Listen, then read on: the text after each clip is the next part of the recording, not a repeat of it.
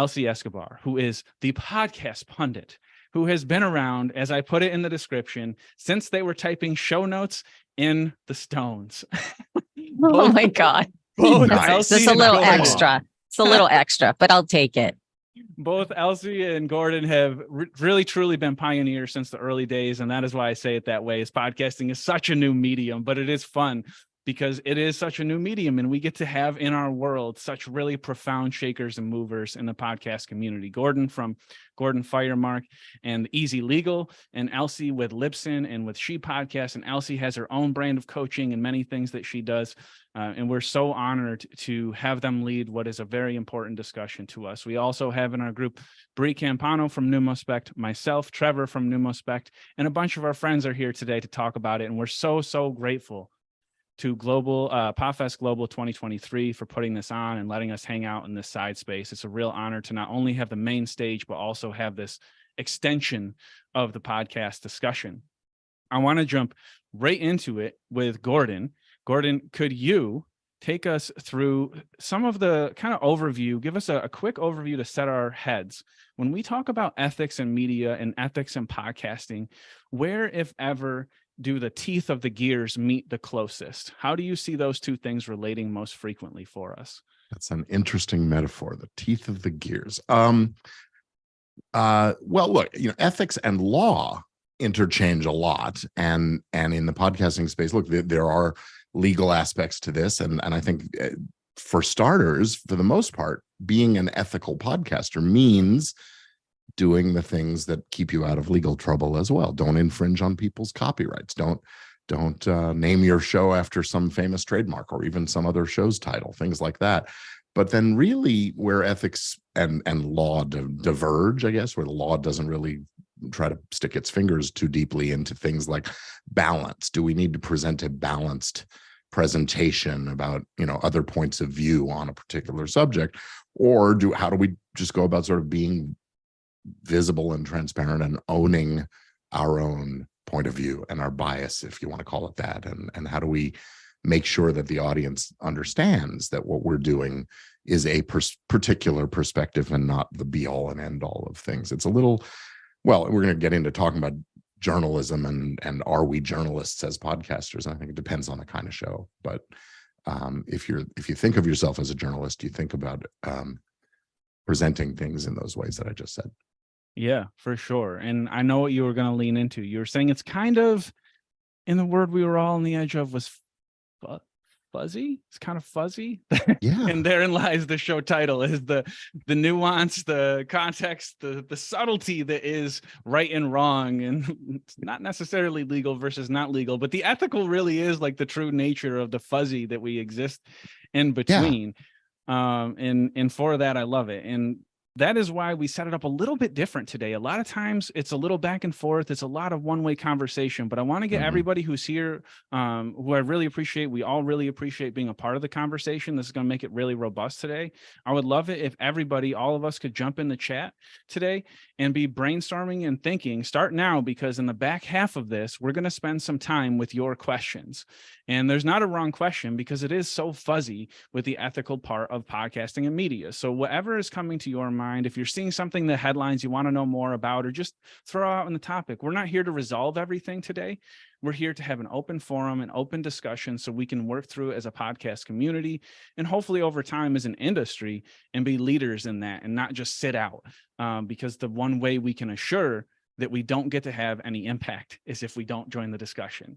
So it would be super awesome and so appreciated if you all will start now, and there's not a limit. Start posting your questions in the comments. And then when we get to that part of the segment in the back half, hopefully we'll have a whole bunch to choose from for Elsie and Gordon, so that we can speak most specifically to where they're coming from and for the heart of this conversation today. So throw your questions in the chat, get to it. And with that, we're going to have our first prompt, our first pose of question, and that is with Elsie, if she's ready. Elsie, what do you think is the thing that crosses your mind most when it comes to the ethical considerations or concerns or questions that you have from your vantage point with all the wonderful history and experience that you bring?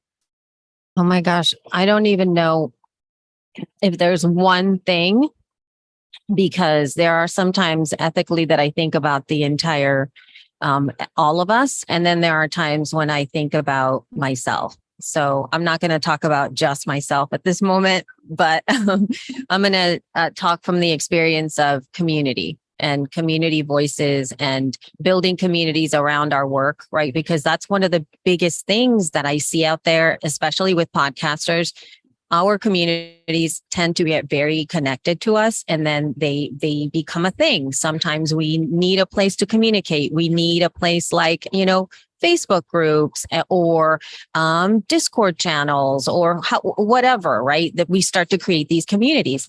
And prior to this, to now, it wasn't so important, but I'm thinking about whose responsibility is it to moderate these communities?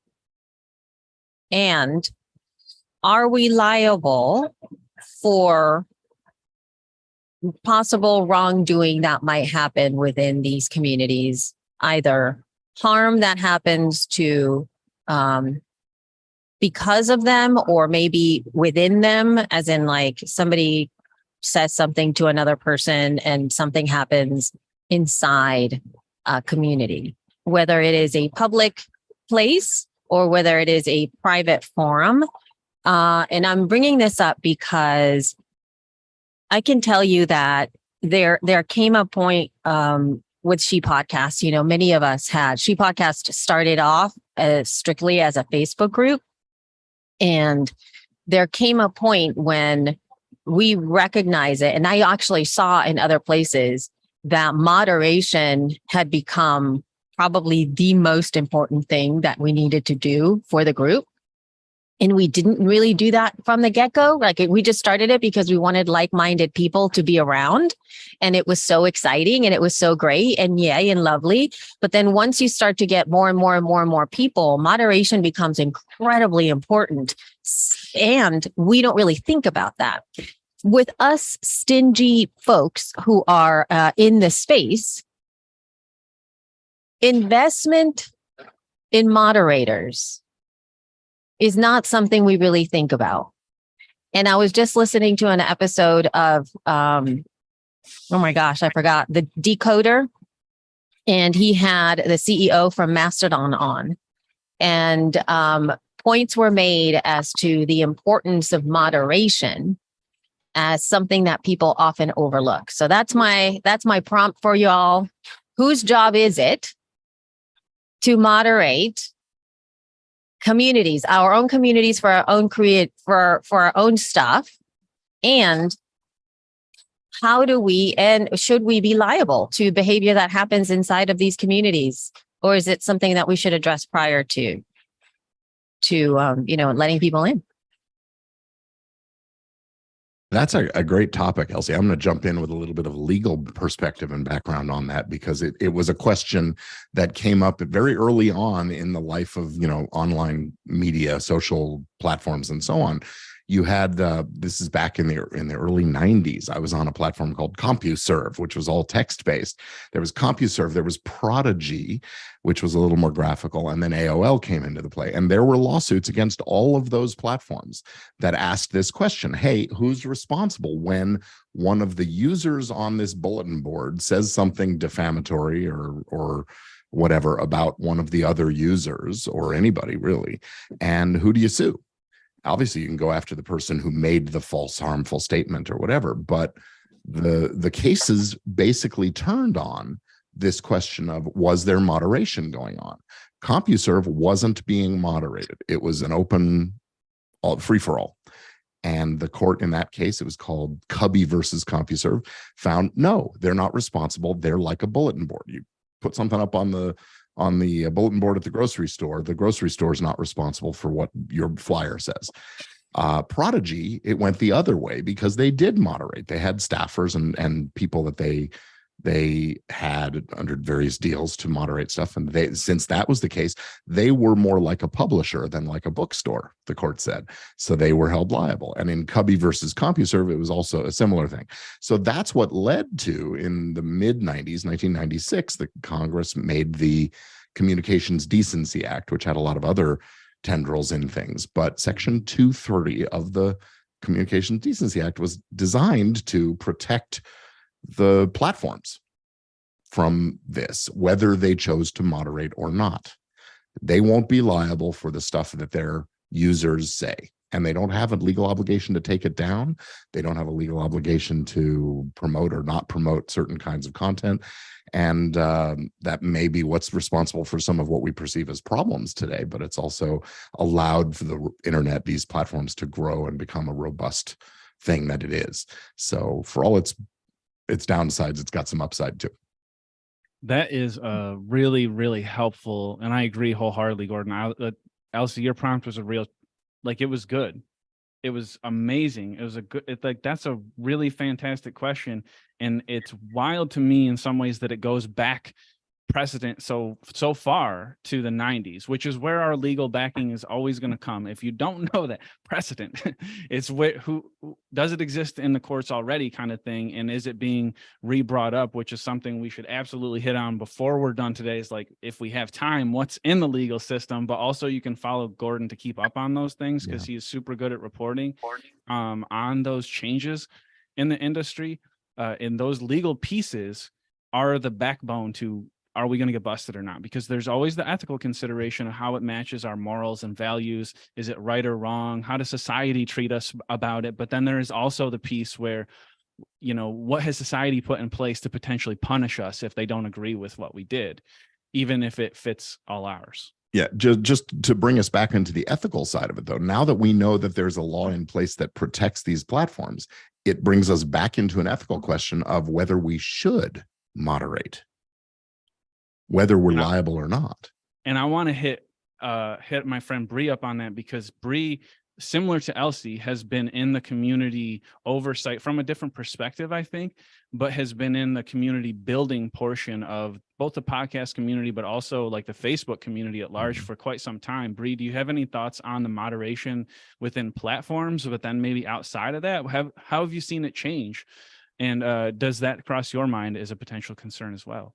Yeah, it definitely crosses my mind as a concern. There's a lot that goes into, like, all of the platforms have different ways of doing things, but Facebook is definitely one of the leaders in how they do things. And I think the others have followed suit, and they do moderate just as a platform itself, but also have a lot of expectations on if you're moderating in a group setting. They have a lot of expectations on the group owners and admin, so your moderators and your administration, because if you are not doing a proper job policing your own space and moderating how things are being presented, right, quotation marks, you can be penalized for it. So it can have a negative impact on many different things. And if you have to look at, like, who can post and who can do things, and what kind of things do you have set up to protect your group? Because if you're getting somebody that's in there posting things that don't fit your values and beliefs and the values and beliefs of the community that you've built, and go against any of the Facebook standards and guidelines that they provide you, it will damage your group. It can be shut down. It can be restricted. You're not going to get pushed out to get new members. There's a lot of different things that it trickles into, and you can also lose your group entirely if you allow them to post something that can be construed as against their community standards. So, and it's something that they may not even know about. So I run a tattoo group. I have about 2,200 members in that group. And I have to be very particular when I tell people what you can and can't post. We get tattoos in all kinds of places. And so if it's something that looks like it could be offensive, I could lose my group, right? I could get in trouble with Facebook, and it's more than just being put in Facebook jail. I could have the whole group shut down. And it might be something that a member has posted. So there's a lot that goes into it. Yeah, they do have rules and restrictions, but they expect you to stay on top of your members and do your own moderate as best you can with rules and guidelines and things that you put in place right when people sign up to be a part of that community. Yeah, the protocols and the oversight at the beginning is interesting, because then, so what I gather from what you said from your experience is that the moderation maybe from your vantage point should come from the internal source of the community, like that, not necessarily the oversight or the moderation for the community platform at large, but specifically within the unique community that you're talking about. Is that what you're saying? Like did I get that right? It comes down to the admins and the moderators to be responsible for what their people are posting and commenting, unfortunately, because it can have a damaging effect on the entire group. And you can, as the owner of that page, you can be held accountable for what the people in your group post. For example, and I use this example a lot, but there's a violation that occurred in a group that had about 3,000 or 4,000 members, and someone was talking about some wine that had stained the carpet. A wine glass had fallen. You could see the wine glass. There was stain. There was a big stain on the carpet, and she was talking about how this cleaner had cleaned it. Facebook saw that as a violation, as harm and danger, because they thought it was blood and not wine. So very innocently posted, unintentional. But if you were to rack up a couple of those violations, you could have your group shut down for that. And it would be inadvertent, and it would be something that could happen. And then of course you do have the ability, you're going to always run across that person or two. They'll come in your group and then do things that are intentionally to harm in some way. And you have to have things in place that prevent anyone, like post approvals on and different kinds of things. You can put keywords in for certain kinds of words in comments that will prohibit that comment from being posted. So thank you. Yeah. Thanks for clarifying that. That makes it's a little more clear in my head. I want to spin it back to Elsie. And Elsie, what do you think on what Bri was saying about what are your initial thoughts on internal? Because it sounds like that's what you all faced too, is that it got off color, maybe like wasn't reflecting what you wanted in the group anymore. Was that what triggered this? Is like a series of things? Was it a wave? And then also kind of what Scoob is asking in the comments. What did he ask? I had the question right, and then I totally just brain farted. What are some good ways? What are red flags that what are red flags you look for if you were looking back on that experience when it started, when you should have been like, or wish you could have been, or next time will be like, I see that happening. Maybe there's something we could put in place or a new policy. Any thoughts on reflecting, and if there was a moderation piece that could have gotten had earlier when you saw something? Yeah, I think that there's really nothing you can really prepare for, is what it's you live and learn kind of a thing is what I noticed at first. But now if I were to do it again, or if it's one of the reasons that I'm bringing this up for anybody who's watching either now or, the folks that are on with us today, or even people who are looking later, is that building community is a heavy load. And one of the key things that you have to do before you even do anything is to really get yourself, what are the parameter, what are the terms of service of being part of this group? What are the ethical things that you want your group to understand about what type of behavior is appropriate here? And you have to do research to be able to find what that is. Number one, make it super, super clear from the get-go, even if you're just starting out, understanding that you're setting up the space for people to come in, and you've got to lead from that place first. Second of all, you have got to enforce it, because it doesn't matter if it says something. If you don't do it, it's really a really tough thing to keep on changing. And thirdly, I do feel that, there's a lot of us who are doing the creating content and setting budgets and thinking like, can I do this? Can I earn some money? And I understand a lot of us need to be really scrappy about it. And this is a question that I really have too. It takes a lot of time and resources, personal resources, to manage a group accordingly. Consider already starting to set a budget for having somebody that you can pay to help you moderate. And yes, volunteers from your group, great. That's fine too. But also consider being able to do that, because it does take a lot of time. Now, in looking at the challenges that we had, we made it an ethical choice, a mission-driven choice inside of She Podcasts to to communicate with one another inside of that group, even though it's called She Podcasts, to have as much gender neutral language as possible within that group, and to really lead from that place of whenever people would post something, even though it's as a whole, you would think that She Podcast is for women. And then we added we added to include other underrepresented genders and non-binary people, things like that. And therefore, we wanted folks to, instead of going like, hey, ladies, I have a question, or hey, girls, or whatever, to just have it be gender neutral and just be like, hey, folks, how's it going? Hello, everybody. How are you doing? You know, things like that.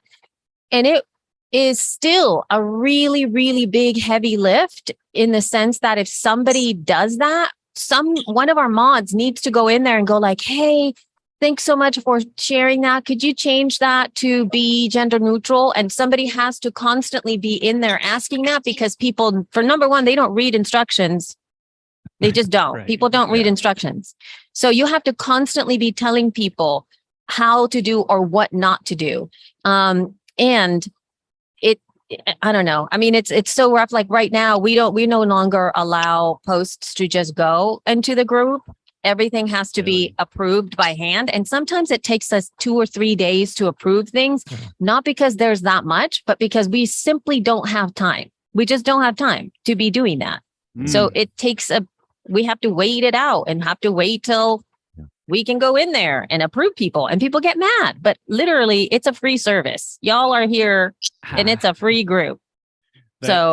That hits so well, because I think about like the scaling issue of that, of course, is like when you get to a platform that's got 40, 50, 60, 100,000 users, it's like where, and that comes back to what you said, do it early, do it often. So when the moment comes that it's so big that maybe you have some capital resources to make the right decisions, whether that's like exactly the way you said, where it's so close like that with the moderation. But I do think about that, and I think often about like how many people would I want in a group before I would then want like you said, a moderator or a lead or somebody who is kind of like rallying everyone around them, but also providing some of that guidance to try to prevent and proactively.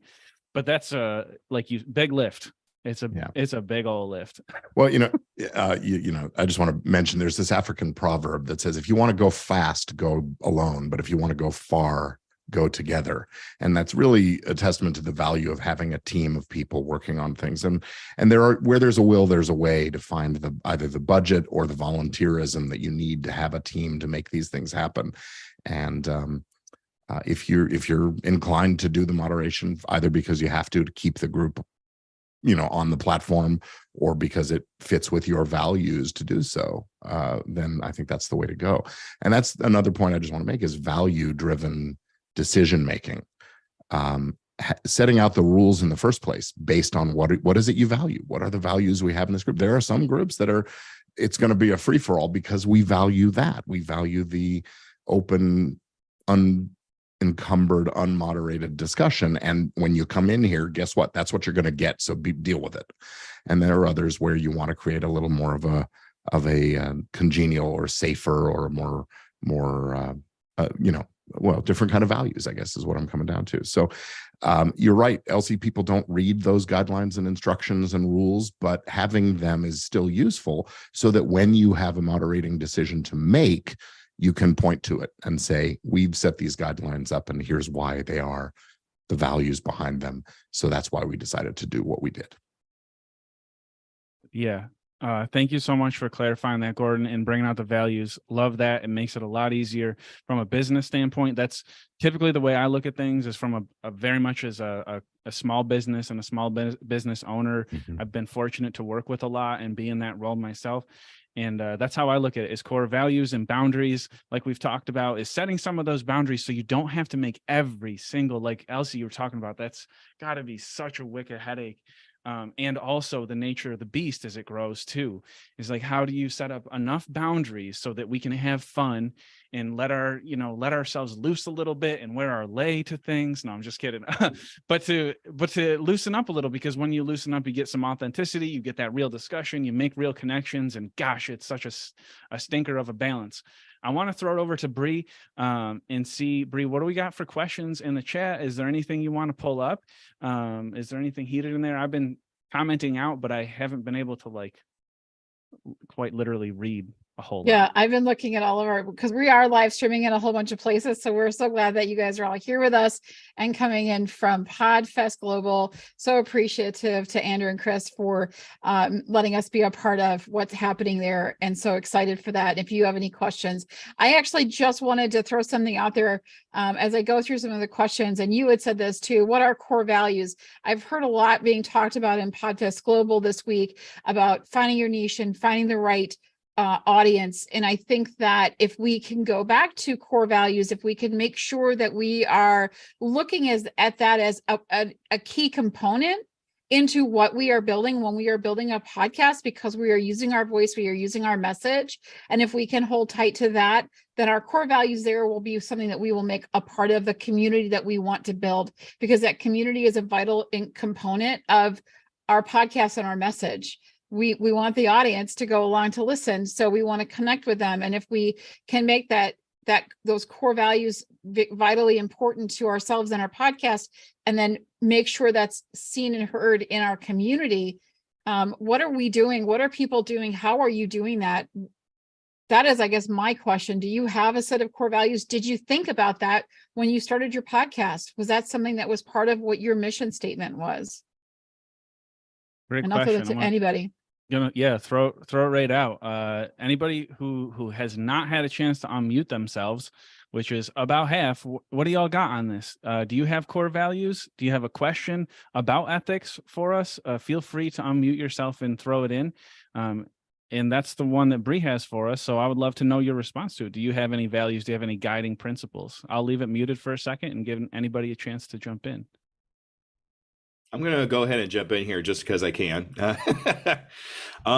My core values really just boils down to giving the new entrepreneur a chance to speak out. Because a lot of times when I was growing up and I had ideas and entrepreneur tendencies, I was always pushed down because I didn't have experience, or I didn't have, the time in or anything like that to be heard. So now what I'm doing is actually giving new people that chance, that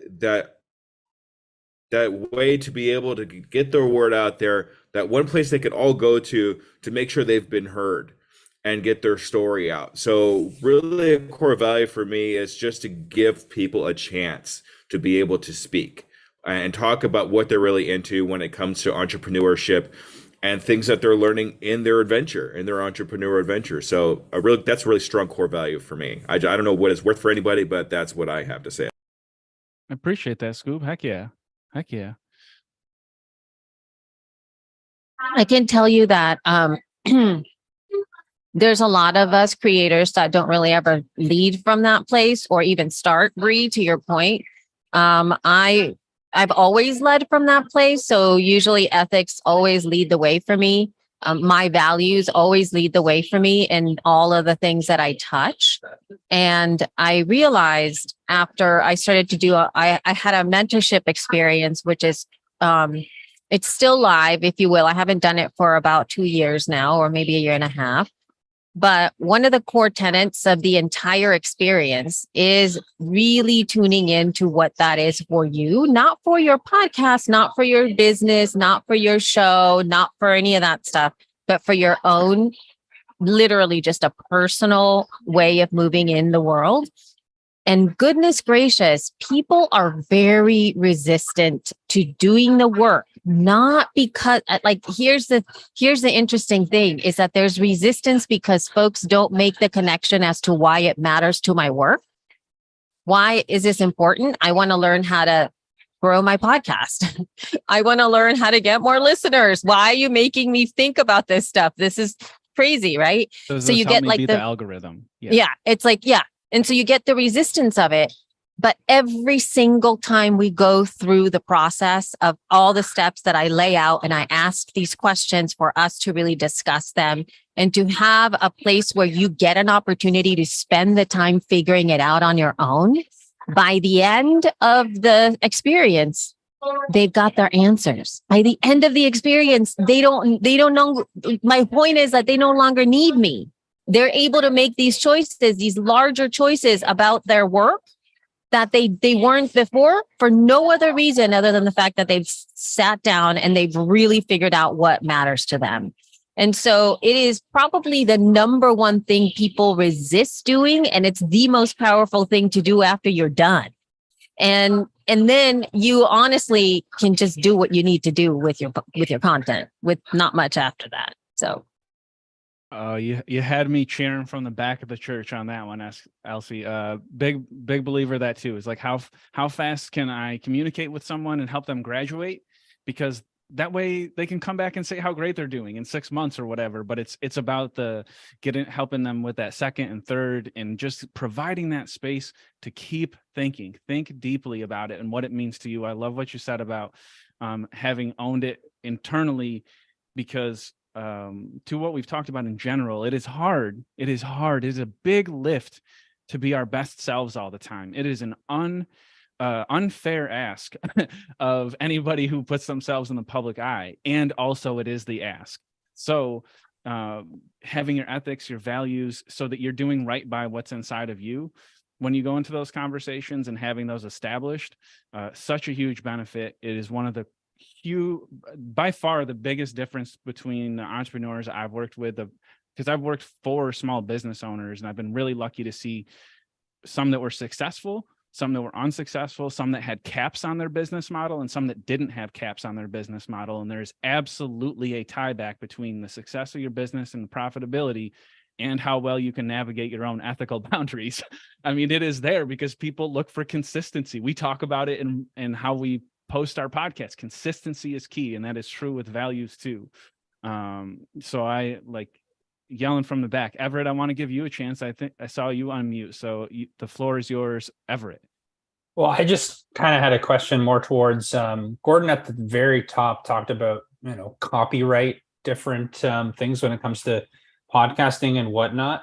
I always not struggle, but I really question when I listen to different podcasts and they feature clips from, movies, pop culture, things like that. And I'm wondering, because I've really did research, like my podcast I do about talking about movies and things like that. And so I'm would love to feature that. But then I'm like, but technically, I don't have any of those copyrights. So I've erred on the not using them. But I'm like, I wonder if all of these different podcasts, do they seek out these rights to get that or not? The first thing they teach you in law school, Everett, is the phrase "it depends." Right. Yeah. and it really does. I mean, here in the U.S., we have the First Amendment, free speech, and that is a principle that sort of conflicts with the idea of protecting copyrights. And so the courts developed a principle called fair use, as you've probably heard that term. And that's probably what most of these folks are relying on. Whether they should be or not is an open question, and whether or not any copyright owners complain, we may or may not ever hear about it. I know you're in Canada, and a number of other British Commonwealth countries have a similar principle that is called fair dealing. And so you want to look up your particular country's approach to this. But the basic idea is, when you're doing something that's criticism or commentary or very educational, and you're only taking small portion of the larger work as a whole, and you're not doing something that's going to have a significant impact on the market for the original or those kinds of things, it's you get into an area where it's not going to be considered infringing if it sort of satisfies these public policy considerations. The challenge with it, of course, is we all think we should fall into that category rather than the other, and it's a case-by-case determination. The facts of each individual clip are going to be something to think about. But if your show is a review show, you're well on the way to satisfying that first element and that market for the original one. There isn't a market really for clips so much as if you were creating a substitute listening or viewing experience, that would be a different kind of a story. So I can't say yes or no, give you advice about it here, but those are the kinds of factors. And you can. I just always think that when you listen or you think, you're like, there are all these different ones have these like official rights or things like that. Yeah. But thanks. Yeah, that's good. Good thoughts. Yeah, definitely want to check out fair use. Google me and fair use, and you'll find a couple of descriptions and things like that, or explanations about that on YouTube and whatnot. But yeah, it's a big challenge. The other thing to know about it is that it's a defense, which means by the time you really get to have the discussions about it, someone's filed a lawsuit against you, and you're in the position of defending that, or you've had a DMCA takedown, and the embarrassment and then the negative hit that you take from that can be significant too. So I'm not a big fan of relying on it without good cause. That was lovely. I love the nitty gritty. I love sinking the teeth into the legal. I saw Matthew, who was, I believe, also an attorney. Is that right, Matthew? I saw you shaking your head. I saw that you were getting involved and you had some thoughts on the fair use thing. Anything to add to the fair use conversation? I may be the subscription attorney, but I'm not the podcast lawyer. So let's defer to the podcast lawyer for that. It's. I mean, everything Gordon said. I mean, it's complicated, right? Like, if you're doing news coverage, or you're covering a movie or commentary or reviews, that's one thing, right? Like, my mind also goes to just people using stuff that's not licensed for their videos or social media content, which is why I love a tool like Descript that doesn't just edit, but it gives you licensed material to use too, right? So like that's where my mind goes with copyright as well. So like making sure you have a licensing right and whatever else you're using that's not particular commentary related. And big fan of Unsplash too for that reason. I'll tell you, Matthew, first rule of lawyering, you just broke it. And first rule of good content, you got to disagree, man. Two lawyers could argue for days. And get paid for it. Right. That's even better. That's why you didn't, because nobody's paying us for it. Can I add in a little bit real quick? Yeah. My name's JR. I'm from West Virginia and Commonplace. So on that, how are y'all doing? Now, on that bit about films, we covered a film called Song of the South, which is Disney's most controversial film. It took us 9 months to get approval from Disney to cover this. Now, we weren't allowed, we were actually given a copy of the movie, but we were not, because that's one movie that's not distributed, has never been released in the United States. You can get it in Australia, Canada, wherever. We were given specific instructions on what we could do, what we could say, what we could not say. We had to submit a copy of both podcasts we did, because my wife, she's Caucasian. So we did a standard version with me, obviously, and then a black and white edition. And when we did both copies, we ended up we had to go back into both episodes and take out certain sound bites, certain things that we could give our voice, our opinions, but they didn't want a derogatory nature going towards Disney whole in that period of time when that movie was released. And afterwards, we did like maybe a 7-month stretch with them going back and forth. And then by February, obviously, we released it in Black History Month. We were able to release it with them, given solid approval. They gave us images that we had to use. We were not allowed to just go out and get this or that for it. And with doing that episode, that was one episode that we couldn't use as a sponsored episode, or our silent partner could not. It was a free episode we did out there with just a labor of love. So you have to be very careful with what you do with movies in certain instances like that. So that's one thing that I do have expertise on there. And outside of that, it was smooth there. Now going into my core value and ethics, my core value and ethics change with our podcast, because with our show, we have sponsored episodes and we have our silent partner, and then we have free going episodes that we do that are the more creative stuff that we do. Our core value changed because once we started getting sponsored and more people were getting their hands involved with giving us money, we had to follow certain guidelines. We have to do certain things a certain way. So a lot of the content that I put out necessarily on Saturdays and Tuesdays, that's my free stuff. My Thursday show is basically the cookie cutter. Someone has paid me to do this show. We bring on certain guests that align with what our message has always been. We're a society culture podcast, and we want to get obviously West Virginia and Commonplace. We want an uncommon person. Like, for instance, we had on the most controversial guest, a Catholic female priest. We had her on for 2 episodes. Wow. So what we did for stuff like that, to get around some of our ethics and to see where it aligns with our audience, I released this episode to my paid listeners early to get their opinions. to see if this was something that should come out to our free audience. And like from there, that point on, we learned that people want to hear things, but you have to curate it in a certain manner to keep your core audience and to bring in new audience. If you just slam it out there and just throw it out there with no regard, and you don't have a way to control its narrative once it's out there beyond show notes, like when people want to interact on our Discord and stuff like that, we set certain perimeters that, freedom of speech is everywhere. But like a hard topic like that, Catholic religion, we threw out so many examples of, hey, this may cause a stigma for you. This may do this, and that. We follow so many ways to coddle. I hate to use that as a term, but we do so much coddling with certain topics, like anything that we do with race relation, which we don't do very much. But in the month of February, it's something that comes up.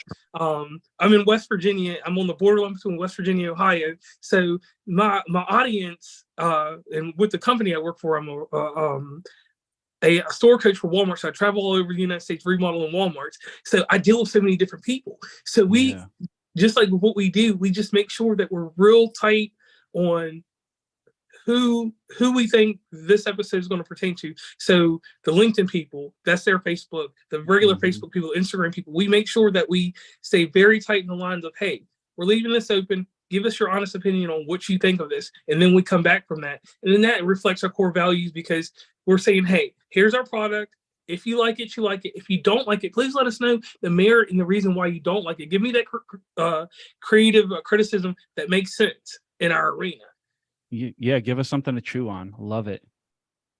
JR, I have a quick question for you. Something you said prompted me, and by the way, all of what you said was great, and I really think the way you engage the audience and you're sort of taking that pulse, measuring the temperature of things on an ongoing basis is really great. You mentioned you have silent partner, and that you weren't allowed to have the Disney thing be a sponsored episode and so on.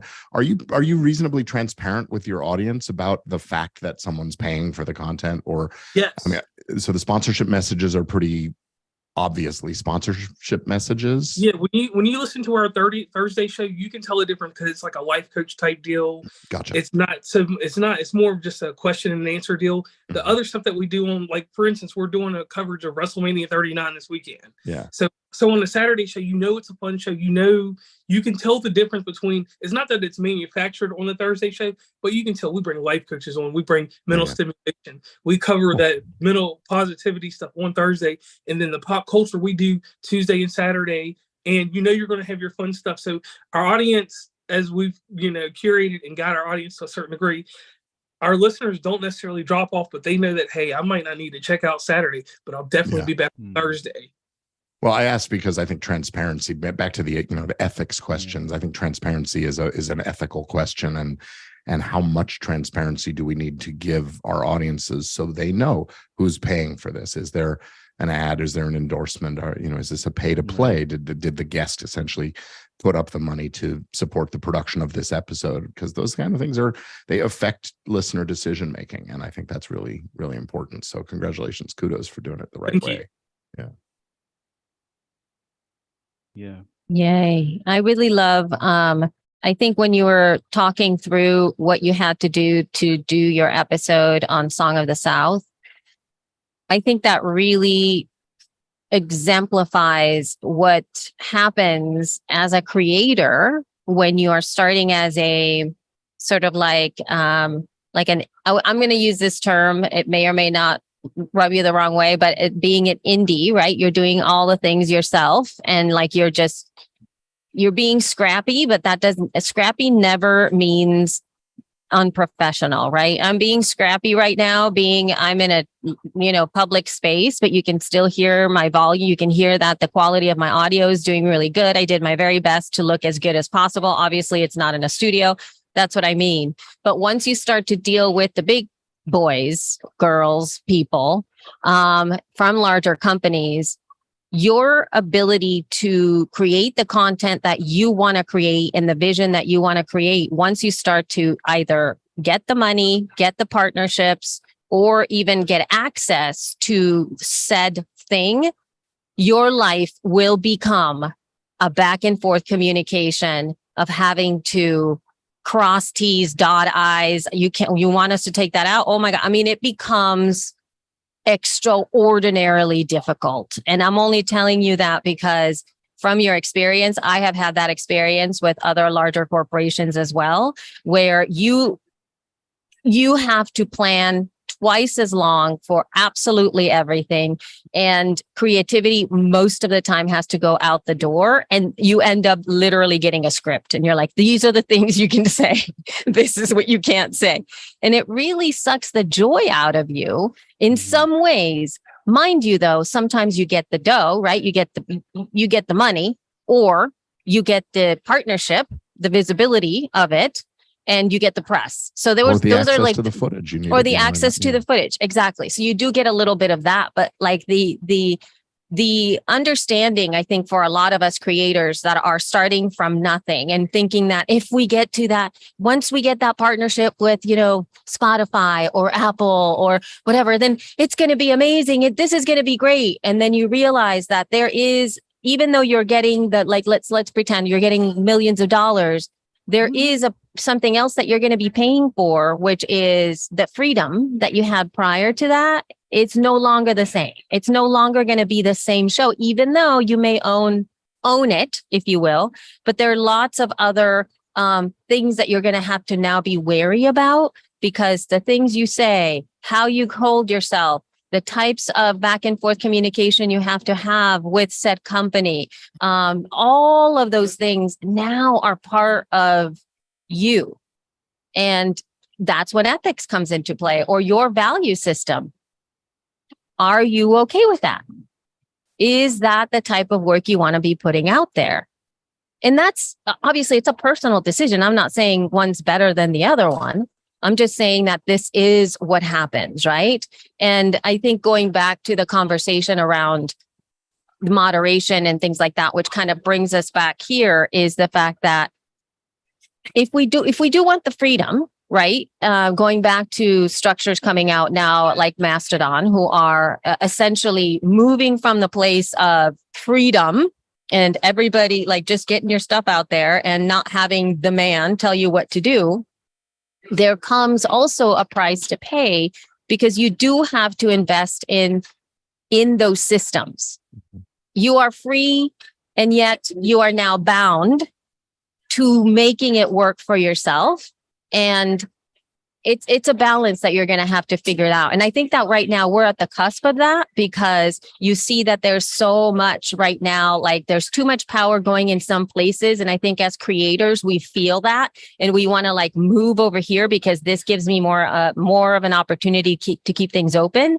But at the same time, again, the responsibility that comes from reinventing things in a new way is really huge. And are you ready to take that on?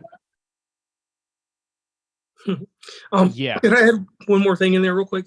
Sure. One thing that's different about our podcast is we're one of the only few podcasts, and I found this out when I was at Podfest from some inside people. We make our money inside podcasting. We don't have something we're selling outside of it or anything like that. Like Spotify, we're one of the only podcasts that make money with Anchor, which is Spotify now. Like, Spotify has come back on certain episodes that we've done thus far and said, hey, we need you to pull this, we need you to pull that. Because we did a transgender episode with someone that I knew close to me. And this person gave a lot of information that was not factual when we went back and researched it after we had already aired the episode. So I've learned the downturn of, you can lose a little money here or there, inside of podcasting. But my question to you, Elsie, is this: like, where do you draw the line on the pronouns and how you handle our extended communities inside podcasting? Because what I've tried to do with our shows, I've tried to have everybody in a gauntlet if I can at some point, because we got 12 months in a year, we've got X amount of weeks to do shows. I try to cover every demographic of sexual orientation if I can. How do you handle that? Of making sure that everybody has a voice? Is that what you mean? Like being in there? Yes, Yeah. Great So question. that once again goes back to what Bri was talking about before when she asked, what are your values, right? We don't really have, that's not our responsibility to make sure that everybody has a voice. It is my personal value system to be representative in the work that I put out and to be able to pass the mic to folks that often don't get the mic. But that's my personal value. And that's the mission that I stand for. And that's when I want to get behind that. That's what I'm about. Right. But that's not like, you don't have to do that. So it becomes, for me, whenever I'm curating any kind of content, whether it's I have an access, let's say somebody gave me an opportunity to be part of a panel, or I got a speaking opportunity, or I have an opportunity to create a series of 5 episodes of a podcast, or I'm doing a live event, like 3 videos that I've been commissioned to create 3 videos.